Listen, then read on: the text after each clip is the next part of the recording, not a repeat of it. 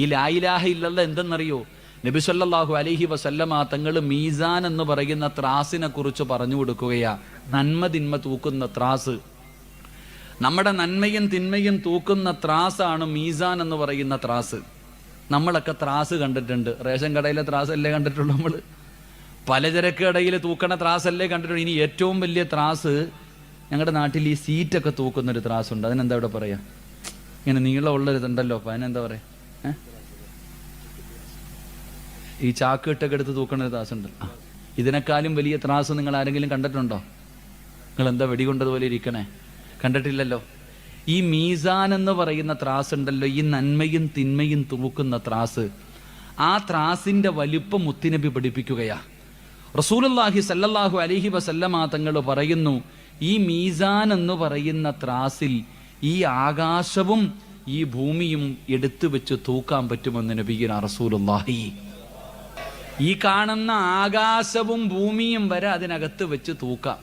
അപ്പൊ നീ ആ ത്രാസിന്റെ വലിപ്പം ഒന്ന് ചിന്തിച്ചേ.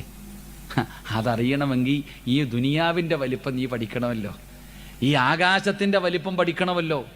ഇനി പഠിക്കണ്ട, ഈ കാണുന്ന ആകാശവും ഭൂമിയും വരെ ആ ത്രാസിന്റെ അകത്ത് വെച്ച് തൂക്കാൻ പറ്റുമെങ്കിൽ അതിന്റെ വലിപ്പം ഒന്ന് ചിന്തിച്ചേ.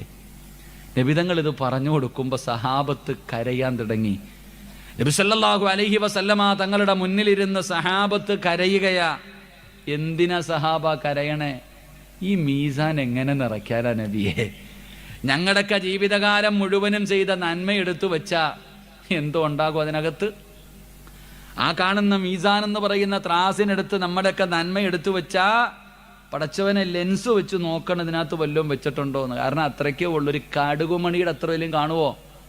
സഹാബത്തിരുന്ന് കരയുമ്പോൾ നബിതങ്ങൾ ചോദിച്ചു, ഞാൻ പറഞ്ഞു തരട്ടെ ഒരു ദിക്റ്, ഞാൻ നിങ്ങൾക്കൊരു ദിക്റ് പറഞ്ഞു തരട്ടെ, അത് മീസാൻ എന്ന ത്രാസിലേക്ക് എടുത്തു വെച്ചാൽ മീസാൻ നിറയുമെന്ന് നബി മുഹമ്മദ് മുസ്തഫ സല്ലല്ലാഹു അലൈഹി വസല്ലമ തങ്ങൾ പറഞ്ഞു. അതെടുത്ത ത്രാസിലോട്ട് വെച്ച ത്രാസ് നിറയും.